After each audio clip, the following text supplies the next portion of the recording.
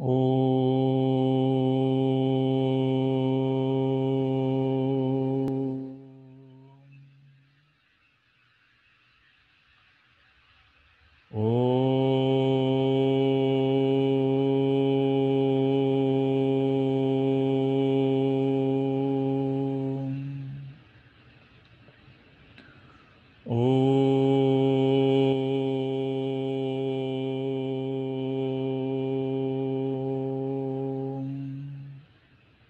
ॐ सहनाववतु सहनौ भुनक्तु सह वीर्यं करवावहै तेजस्विनावधीतमस्तु मा विद्विषावहै। ॐ शान्तिः शान्तिः शान्तिः। सदाशिवसमारम्भां शङ्कराचार्यमध्यमाम् अस्मदाचार्यपर्यन्तां वन्दे गुरुपरम्पराम्। रामो राजमणिः सदा विजयते रामं रमेशं भजे। रामेणाभिहता निशाचरचमू रामाय तस्मै नमः। रामान्नास्ति परायणं परतरं रामस्य दासोऽस्म्यहम्। रामे चित्तलयः सदा भवतु मे भो राम मामुद्धर। समस्तजनकल्याणे निरतं करुणामयं नमामि चिन्मयं देवं सद्गुरुं ब्रह्मविद्वरं सद्गुरुं ब्रह्मविद्वरम्। Hari Om. So Vidyaranya Swamiji has completed the main portion of the teaching, and now we are looking at the Q&A. There were some questions that the student had asked, and Swamiji is now elaborating on those ideas. Last time we saw that this concept of consciousness getting reflected in a medium can be also looked at from a sadhana perspective. Cleaner and steadier the medium, brighter is the reflection. For Vyavahara, in our transactions, the transactional plane, the most important thing is a steady mind. But only caveat there is we have to earn it. Mind won't become steady by itself, or just because time is passing by, mind won't become steady by just with passage of time. So we saw Gayatri Mantra, what we chant, Dhyo Yonah Prachodayat. That aspect is what we can meditate upon and seek while doing these prayers. Not only this particular mantra, any mantra. Different Gayatris are there. All of them have the same meaning. Then we saw the shloka number 7, where Vidyaranya Swamiji is giving how this reflected consciousness and ahankara are always together. So now we are talking about this entity here, the semicircle that you see, reflected consciousness and the medium together is called as sabhasa ahankara. He says this oneness is like a cold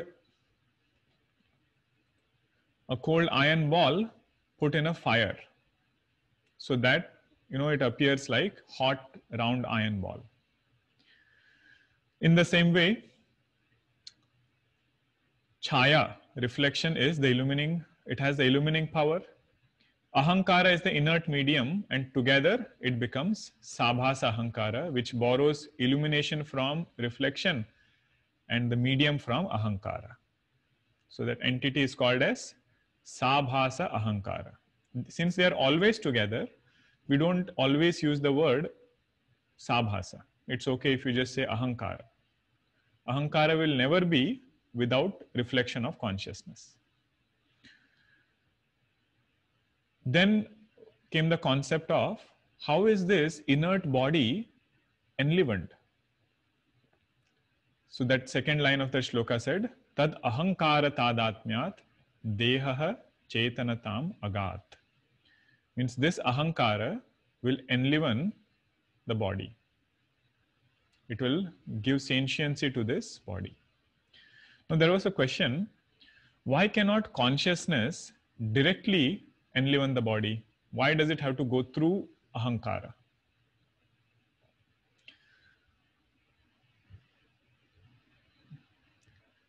The point is, the medium which is there, that medium is not suitable for this consciousness to directly express.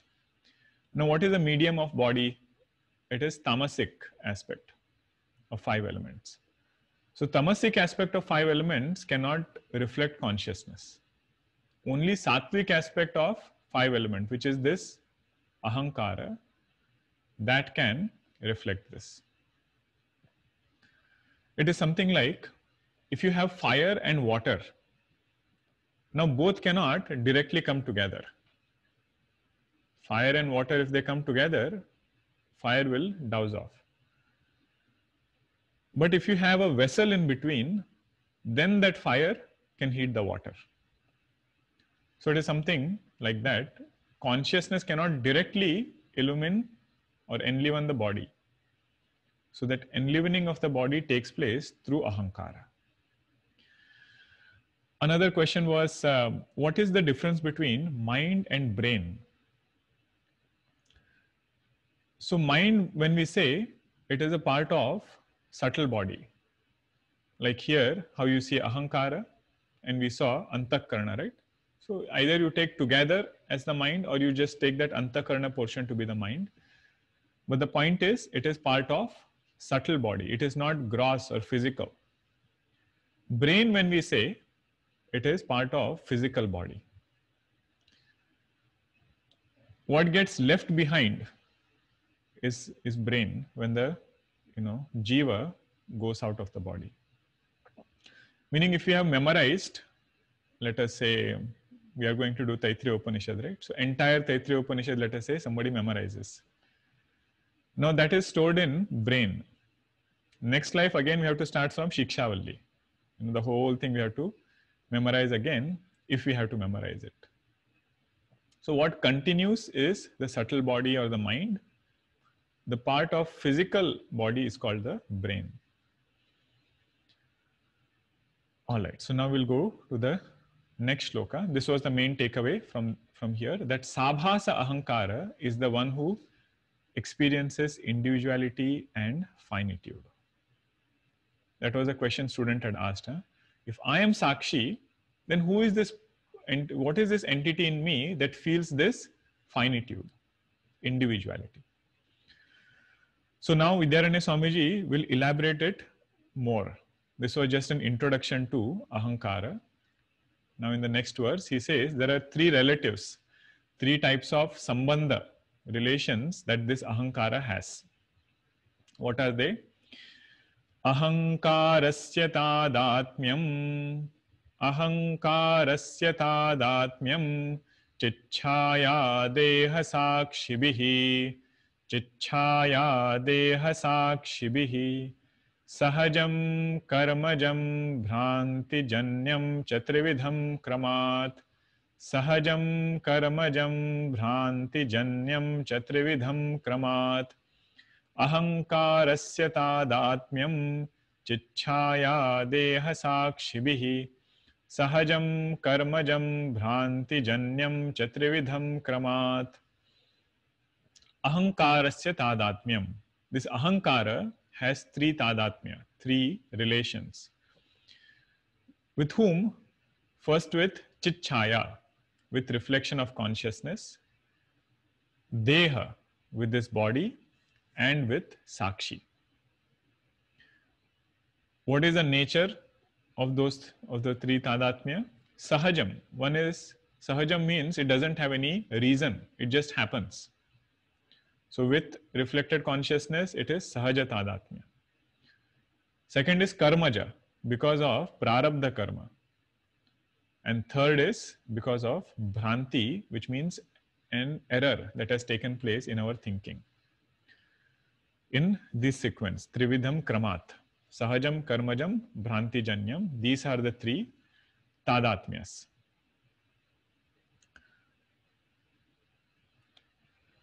Tadatmya word, what it means is not recognizing the distinction between 2 entities. There are 2 and I have taken it to be 1. So that is called as tadatmya.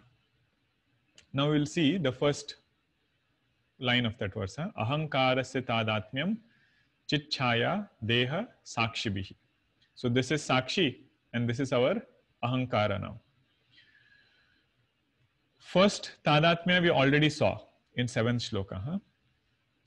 Ahankara has tadatmya or oneness with chitchaya, means reflected consciousness, which is this portion, the semicircle that you see here. Ahankara is the medium and reflection of consciousness happens in that. And between both of them, there is tadatmya. Okay, this is the first tadatmya. Second one also we saw in the 7th shloka, that was sabhasa ahankara. And body, there is tadatmya. Sakshi doesn't have direct tadatmya with body. It is through ahankara or because of ahankara, we feel I am this body. And then third one is with Sakshi. This is the most problematic one. The one that causes bondage is this tadatmya between sabhasa ahankara and Sakshi. Okay, three different identifications. One is with reflected consciousness, which is natural. Then it is with body. And third, it is with Sakshi. Okay, I hope the first line is clear with this. Second line, as I just explained, tells us what are the reasons for these three identifications. Sahajam. Sahajam means without a cause. It is just like when you keep a pot of water outside in the midday. Now reflection of sun is happening there. We don't have to do anything. There is no reason why this reflection is happening. Medium is available, reflection will happen. So in the same way, whenever ahankara is there, whenever subtle body is there, reflection of consciousness happens naturally. That is why it is called as sahajam. Second one is called karmajam. Karmajam means it is because of prarabdha karma. So as we know, this, although I have represented with a semicircle here, it is not having a physical form. Ahankara is this subtle body. This subtle body has done so many karmas in the past. In previous lives, so many karmas have been done, and all the results of those karmas are accumulated as though in a cloud. You have this cloud computing, right? Everything goes up. So karmas also are stored as a cloud. That is called as sanchita karma. Now from that cloud of total karma, a chunk of that cloud is taken out, which becomes responsible for the body that we have and all the experiences that we are supposed to go through with this body, through this body. Okay, the total cloud is called as sanchita karma. That sanchita karma has impressions of all previous lives that we have had. But fortunately, not all of that comes to us at once. Bhagwan's system is very, thorough. So he has made a system where only a chunk of that sanchita karma is taken, and that chunk is called as prarabdha karma. Which body we will get, which family we will be born in, what kind of experiences this body will go through, all of that is part of prarabdha. But that prarabdha is essentially for this ahankara. One who has done karma is ahankara, right? In the past lives, the jiva which is there, that is ahankara. So through the body, this ahankara keeps getting results of actions. So this sambandha will end only when prarabdha karma ends. Between ahankara and physical body, the identification which is there, that will end only when prarabdha karma ends. Then this body is left behind. A new body is taken. That is how this jiva continues. We will see the implication of these, tadatmyas also. Let me just complete all three first. Third and the most crucial one is this tadatmya, which is between sakshi and ahankara. That is because of erroneous thinking, bhrantijanya tadatmya. Whenever an identification occurs because of lack of inquiry into the substratum, that is called as bhrantijanya. Means it appears as two things only because I have not inquired into whether there are actually two things there. How can they get mixed up? They are so different in their nature. How did both of them come together? That is this bhrantijanya tadatmya.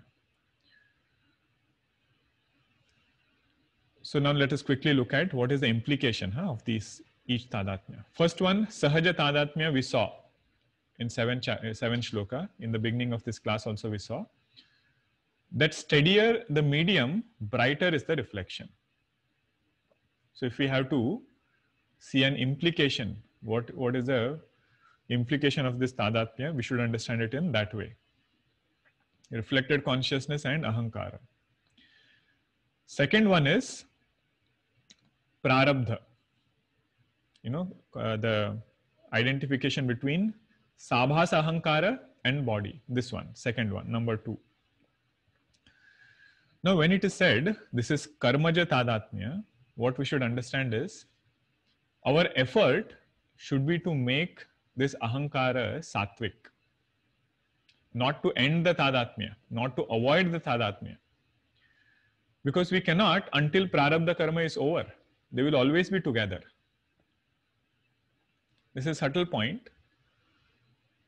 Ahankara and body tadatmya will always be there until prarabdha karma ends.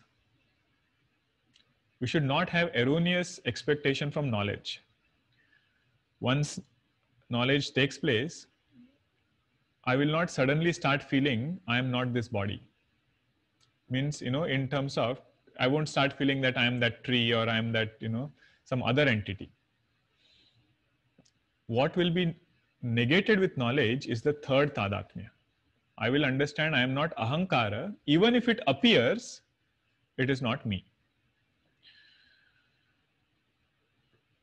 Nothing will disappear from, after knowledge. That is the point I'm trying to say here, that even physical body, ahankara, all of it will continue. And at that level, we have to find appropriate solution. So if I have to face prarabdha, appropriate solution is make ahankara more sattvic, make ahankara more stronger so that it can face prarabdha. And third one, that is the result of knowledge. This is to tell me or have that conviction that I am sakshi and I am not ahankara. They will appear together. Just like we'll see some more examples now. If you have mirage water and sand, once you have known that this mirage water is an appearance, it won't disappear. It will still continue to exist. That is why this becomes most important, that I am sakshi and ahankara is an appearance in me. Ahankara is the one which will go through all experiences, all finitude. It will go through joy also, go through sorrows also. But I have a different identity than this ahankara. This was not known to us before. Vedanta does this, systematic analysis. What is happening in our life? It's like if you have to watch a movie, we might as well watch a good movie. Right? So ahankara, we know, even if you know that it is a play, it is happening. If we have a sattvic ahankara, it will not be a horror movie or something that we are watching. It will be a nice movie. Good ahankara, it is very well able to take care of transactions. But that sanchita karma, you remember that cloud which was there? That cloud will be burnt away only when the third tadatmya is broken. Otherwise, we might have a good, chunk come out now, or we might keep adding to that chunk of karmas. But what will remove or burn that entire sanchita karma, free us from this, cycle of karma? That is jnanam. We should understand the importance of both. What is the perspective of sadhana? What is the glory of knowledge also?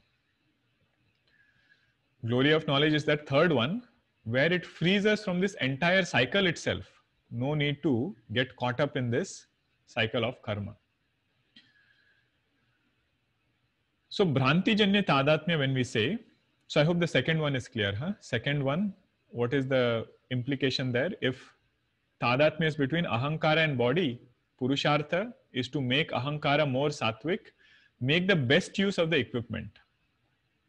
Not trying to blame anybody for anything, but using that equipment to serve, making that Ahankara more powerful.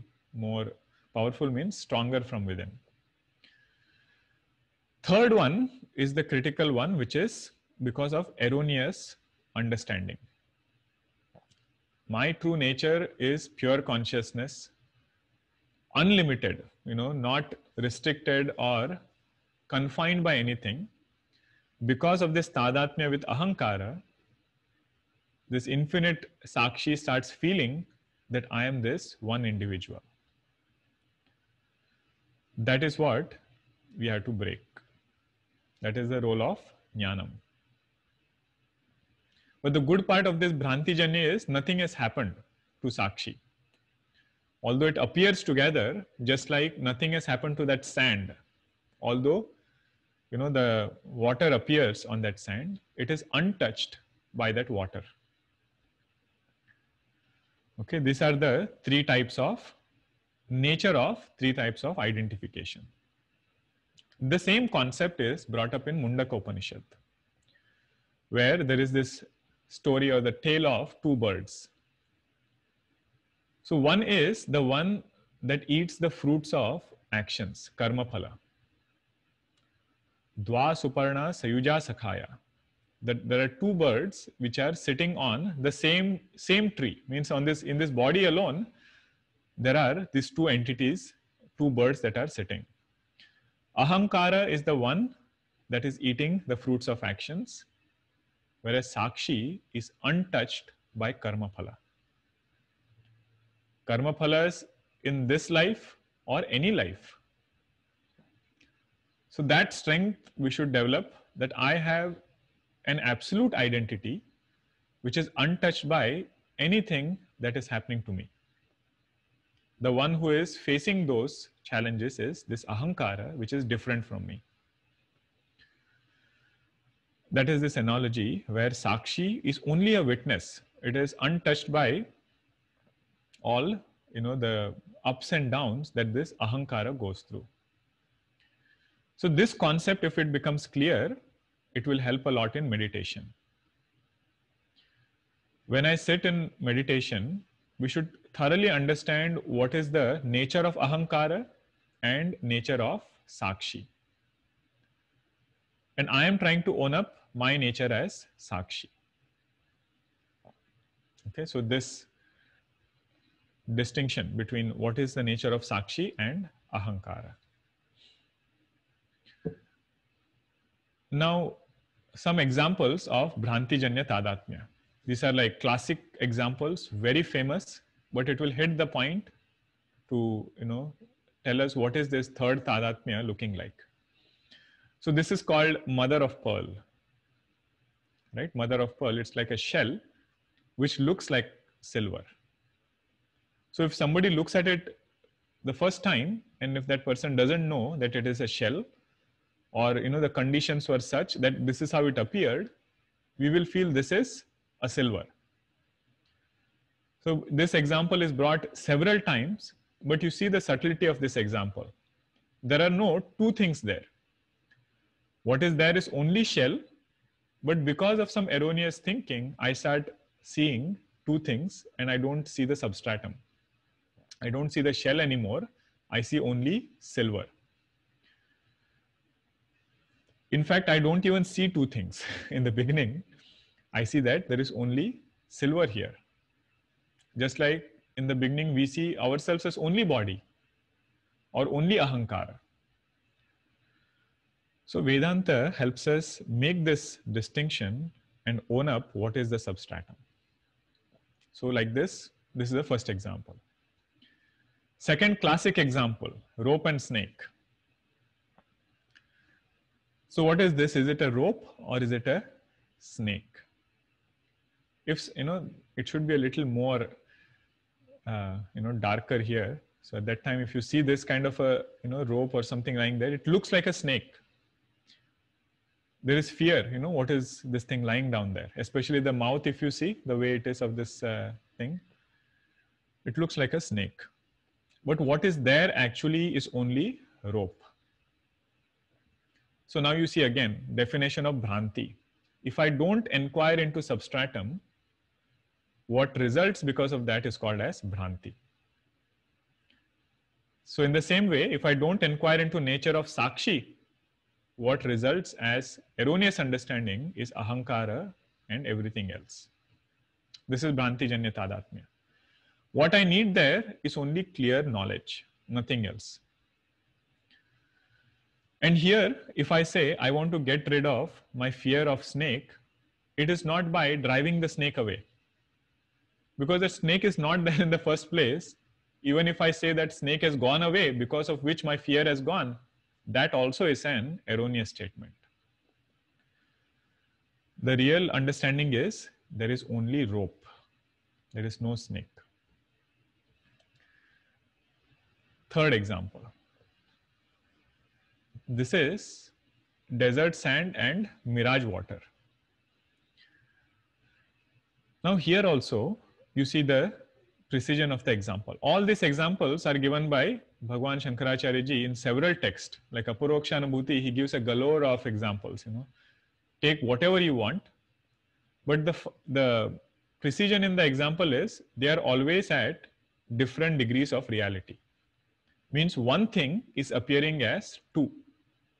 One is real, another is unreal.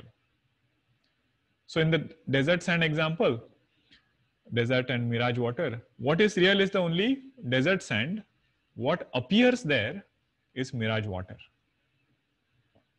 But are there two things? No, it is only one which is appearing as two.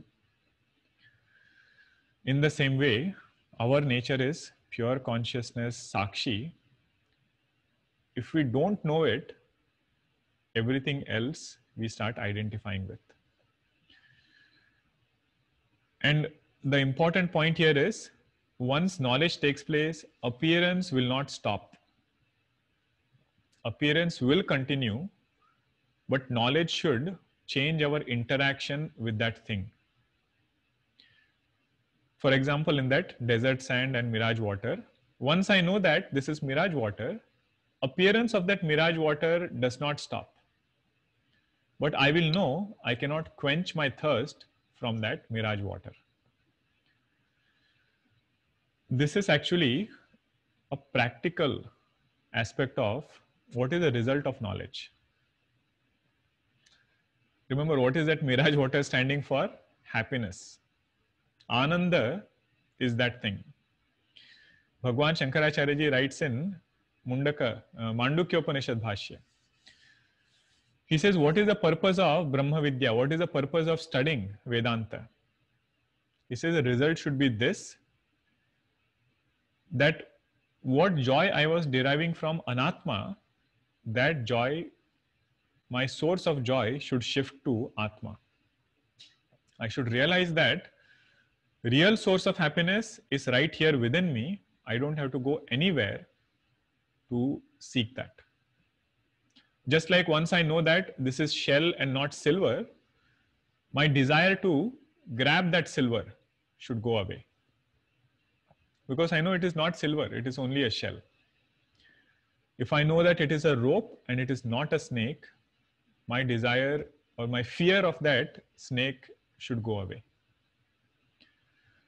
Okay, that is the main point of the third tadatmya, which is Bhranti Janya Tadatmya, what it does.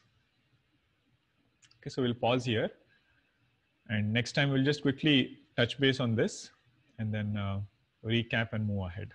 Okay, this is a very important shloka, 8th one. It gives both perspectives. At ahankara level, how we should deal with it, and what is our true nature, how we should own up. Okay, so we'll pause here, and there are a few questions we'll take. Om Purnamadah Purnamidam Purnat Purnamudachyate Purnasya Purnamadaya Purnameva Vashishyate. Om Shanti Shanti Shanti. Harihi Om Shri Gurubhyo Namaha. Harihi Om. I have noted all the questions here also. There were some questions on the Google form. I'll address them quickly. One sadhaka is asking, can we be aware of consciousness without the mind? So then again, we should go to the fundamentals. Whenever we have this question keeps coming again and again, especially to a sincere sadhaka when you are in the seat of meditation. If mind is not there, how can I meditate? Who is meditating? Is it mind or somebody else? Use the same analogy. Mind doesn't have its own existence, first of all. Mind borrows existence from consciousness and ability to express sentiency from consciousness. Whatever happens at speech level, right? This speaking that we are doing, or the thoughts that we are having about consciousness, that can be had only with the help of mind. Means you need some instrument to discuss about consciousness also. But discussing about something doesn't mean that that thing is dependent on this thing, right? Just because we can use speech, we can use thought to say that I am consciousness, doesn't mean consciousness depends on thought. It is the other way around. Thought depends on consciousness. This part we have to think about. Our Swamiji used to say, we need mind to claim that I am consciousness. We do not need the mind to be consciousness. Means to be Atman, to be Brahman, that is our own nature. But when we have started this journey, we never start there. We start somewhere else. We think that, I am this house, I am this car. Then gradually we come and say, I am this body. Then we say, no, how can I be the body? At least I am the mind. Then we say, no, I am not even the mind, I am pure consciousness. So to have this journey, to come from outside to inside, the only tool that we have is mind. Who will do the inquiry otherwise? Right? Vedanta, in the beginning only, if we say that there is no problem, Vedanta says that is what we want to say. You are pure consciousness, why do we have problems? But we don't see it that way, right? We are experiencing things in life. So it's a systematic way of guiding us to the truth. It's step by step, logically it will be taken. And now you see, if mind is the only instrument for me to turn within, what is the importance of purity of mind? Right? So consciousness, we don't need the mind to be consciousness, but we need the mind to study and understand that I am not the mind. This is the beauty of, the process. Okay, next question is related to the meditation session that we had. First question is mostly about the breathing technique that we did in the first few minutes. So sadhaka is asking that, that breathing, it seems sometimes you are running out of breath, or, it is not very comfortable, that breathing process. That is why I did not specify any count. So some people, they can go until a count of 10. It depends also how slow you are counting. So that count, the way you do it, that will decide how much you can breathe in and breathe out. What is important is mind should come back from wandering in so many places to at least the breath. Either you use the count or you use anything else. The main purpose of that first 10 minutes is to bring or make the mind settled. It is not to do pranayama or have any benefits that pranayama will give. During meditation, the main benefit of breathing technique is to just get hold of the mind. If you have to do subtle inquiry and mind is again somewhere else, then meditation session won't be as effective. Okay, and another part of that question is, it seems in my day that I breathe much faster. That is true. You know, if your mind is racing, breath always will be faster. We see this even when we get angry sometimes, we breathe heavily. So there is a direct connection between mind and breathing. This we can see very clearly. But what should we do? If we want to control the mind, easier way is control the breath and be mindful of your breathing during the day also, sometimes during the work. Just take some time off where you just focus on breath. If possible, bring some Vedantic idea also. I tell you, it is a stress buster. You know, if you just have this conviction and you have thought through it before, one idea is sufficient to bring you out of things. Okay, so that also can be done. Second question is regarding, even though logically it makes sense for existence of something other than the mind that is watching it, but right now, experientially, mind and Sakshi seems the same. It feels as though my mind is looking for Sakshi during meditation and bringing in the thought, I am Sakshi, becomes difficult. How should I approach this problem? This we will see elaborately. Elaborately means 5 minutes elaboration in the next class. This is where we realize the importance of Shravanam. Vedantic meditation does not rely much on the process of meditation as much as it relies on clarity of knowledge. So this distinction that we saw between nature of Sakshi and nature of Ahankara, that should become clear to us first. This portion we will see in the next class thoroughly. Once that happens, we should understand nature of Sakshi is revealed through Pramana. It is just like saying the color of this pencil is, let us say, yellow. Once I have understood that eyes are the Pramana to see this, then I don't have to struggle too much. But if I close my eyes and then expect that in some way I will come to know the color of this pencil, I will struggle for long. I will have a lot of doubts, lot of questions. So Pramana means valid means of knowledge. If we have understood Upanishads are the Pramana to reveal our nature, then our job is done. We will understand thoroughly that if Upanishads have revealed this to be nature of Sakshi, and Upanishads says, see it for yourself. Kenopanishad said, Manaso Manoyat, mind of the mind is pure consciousness. Right? So this is Pramana Vakya for us. So mind of the mind is not Ahankara. Mind of the mind is Sakshi. So with that, logic is given, all understanding is given to negate what we are not. Anatma discussion whenever we do, right? There is Atma and everything else which is Anatma. It is not to get caught up in Anatma. It is to know that this is the nature of Anatma, and Upanishads are revealing, I am not that. Both of this understanding has to go together. Conviction in valid means of knowledge. And second is knowing what I am not. Okay, so that way we can look at it.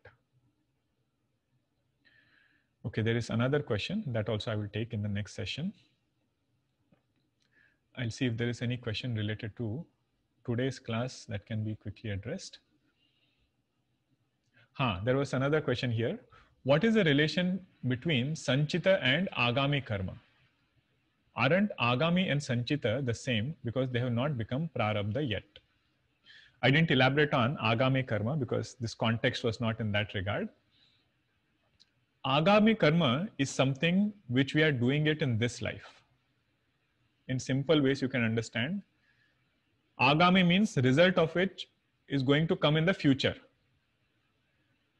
But it is not taken from Sanchita yet. It is something that we are doing right now. That also needs to be accounted somewhere, right? Sanchita karma is because of what we have done in the past. Prarabdha karma is that chunk taken out from the same Sanchita karma account. But we are doing actions even now. Where will those actions go? So that those actions, karmas, are called as Agami karma. In Tattva Bodha, you must have seen, if for a jnani who is doing karma, his karta bhava has been negated. So there is no ahankara there to receive karma, karma phala.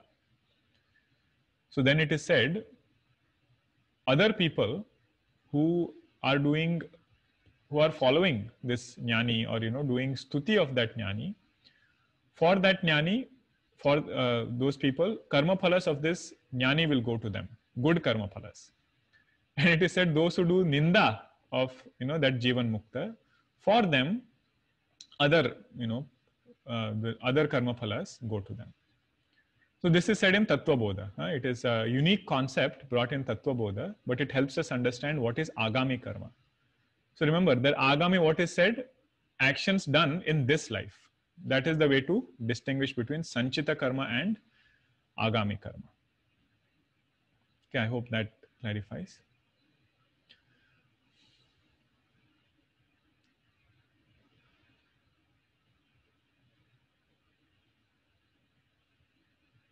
Okay, there are some other questions which I can't cover in 2 minutes. So I have noted all of them and we will cover in the next class. Okay. So we'll conclude here. Om Shanti Shanti Shanti. Hari Om Shri Gurubhyo Namaha. Hari Om. This afternoon we are doing Taittiriya Upanishad Shikshavalli. Lead and repeat. Those of you who can join, please join us. Hari Om.